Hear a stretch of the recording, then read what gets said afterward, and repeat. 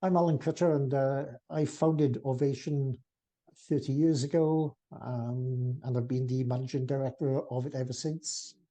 Basically, what's happened over the years, we did all sorts of things. We did sort of software for merchant banks in New York. We did computer-aided design software for an American company for about 15 years. But eventually, it all ended up in aviation. And so in about 2005, we started doing work on the Boeing 787 airliner.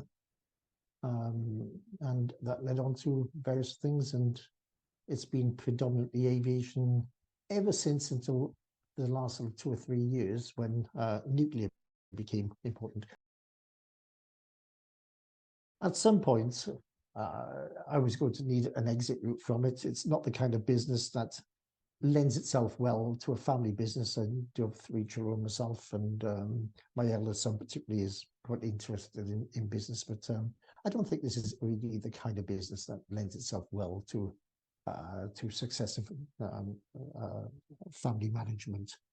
And so the only way that I could extract myself from it was to sell the business, essentially, in a trade sale. And so as I hit about some 60 years of age,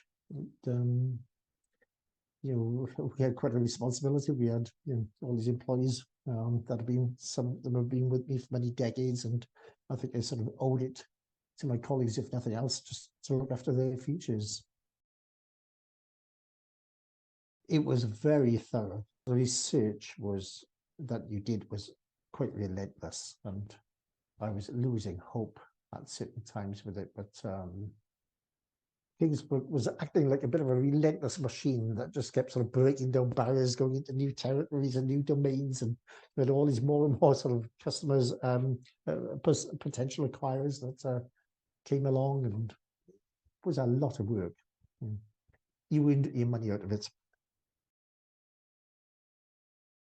I think one thing that I would say, it's not so much advice to me, because I think I did by and large follow my advice, my own some thoughts about this, and that is, I'm pleased that I did it when I did, because even just going a couple of years older, I just feel I just haven't got the energy with it, because when you're going through this, there is a lot of work. And the acquiring company, it was their first acquisition, so they were learning. And when it came to the legal due diligence, I think there are like 595 questions in the due diligence, in legal due diligence alone, let alone the financial due diligence. And it just seemed to be bonkers.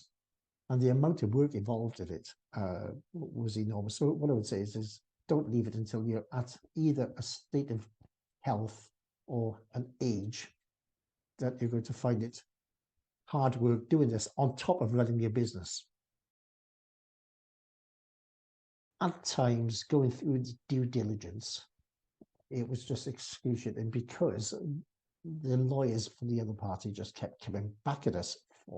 It seemed to be like repeated requests for the same information, just in a different form. And I can remember one day I was driving in the car talking to Luke about this, and I was close to despair, I think. And Luke was very good in that he sort of handheld me nicely through all of this stuff. And I remember just saying, I just don't think I can do this, Luke, or something. And he has arranged a session, and we sat down, we had a Teams meeting, and he just went through it unemotionally, just relentlessly. And I was surprised just at the sheer amount of work that we got through in one meeting with Luke.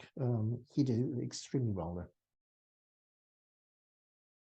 I think some of the meetings that we had with customers, some of these were quite good fun, and particularly with the acquiring companies, it turned out, which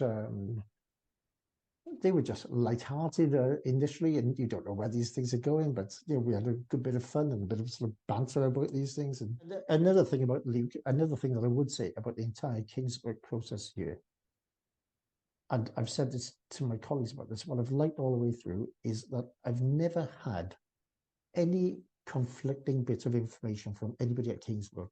Everything was, it indicates that everything was totally honourable, truthful. That there was never any, at no point did I ever have discussions with any two people at Kingsburg or with any one person, and the story had changed a bit. It was absolutely perfection in that sense. Since November, I've been teaching myself investing. So reading books like this one, a Financial Times book on investing. So I wake up at 7 o'clock in the morning and look for the early morning news, and 8 o'clock I've looked at my share portfolio. And so what's actually happened is that because I worked at home, from home for a couple of years with COVID, not an awful lot has changed, except for one thing, and that is the whole burden of responsibility has been lifted from me. And that's very nice. I already have. I think Kingsburg has done fabulously well for me. They've found a client, they found an acquirer that I had never heard of, despite the fact that we worked pretty much not just for the same customers, but on the same projects.